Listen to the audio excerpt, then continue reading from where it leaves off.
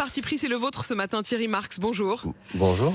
Thierry Marx, vous êtes chef étoilé et désormais vous êtes le patron. Vous avez été élu il y a un mois à la tête du principal syndicat des restaurateurs, l'UMIH, qui tient son congrès en ce moment. Merci d'avoir choisi RMC pour cette interview. Beaucoup de sujets brûlants. D'abord l'énergie. Vous avez demandé un effort aux fournisseurs d'énergie pour aider les restaurants et les hôtels. Est-ce que vous avez obtenu gain de cause ? Alors, j'ai pas encore obtenu gain de cause sur cet effort que j'ai demandé, mais la pression est excessive sur les professionnels, bien évidemment. On voit des factures multipliées par 8, donc ce qui est insupportable pour beaucoup d'entreprises.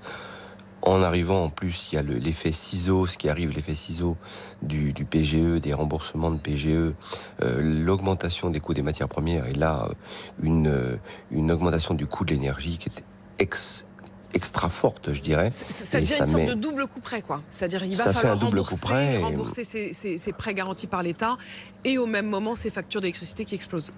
Exactement, on a des gens qui passent de 40 000 euros, des confrères et des consoeurs qui passent de 45 000 euros une facture à 100 000 euros. Enfin, ça devient complètement fou. Ils redoutent cela. Et ils redoutent de ne pas pouvoir ouvrir leur établissement avec un tel coût de l'énergie. Alors, c'est très inégal. On est en train de faire remonter département par département toutes les informations dont nous avons besoin pour être force de proposition auprès du régalien pour essayer d'être un peu mieux entendu et un peu mieux compris. Et vous devenez donc la voix, en effet, de ces restaurateurs, Thierry Marx. Mais ce matin, on entendait Alexandra, qui est boulangère dans le Doubs, qui était avec Charles à 6h10 ce matin et qui disait c'est une catastrophe, y compris pour nous les boulangers, pour tous les artisans. Et elle prévoyait que dans les tout prochains mois, elle disait ça va venir très vite, en février-mars, on va s'écrouler et on est nombreux à envisager de mettre la clé sous la porte. Thierry Marx, est-ce que certains restaurateurs vous disent cela ? Est-ce qu'ils vous disent on a peur du tout début de l'année là ?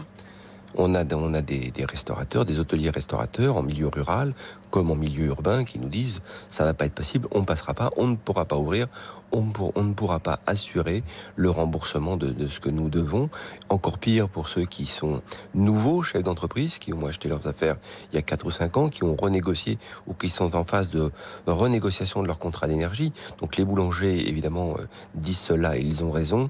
Et nous avons la même remontée des départements et des régions qui nous disent c'est catastrophique pour certains d'entre nous, parce que alors c'est très inégal, mais c'est catastrophique pour certains d'entre nous. Nous ne passerons pas l'hiver. Nous ne passerons pas l'hiver, voilà ce cri du cœur. Thierry Marx, une autre difficulté qui s'ajoute à celle-là, c'est celle du recrutement. Est-ce qu'il manque encore du personnel dans les hôtels et les restaurants ?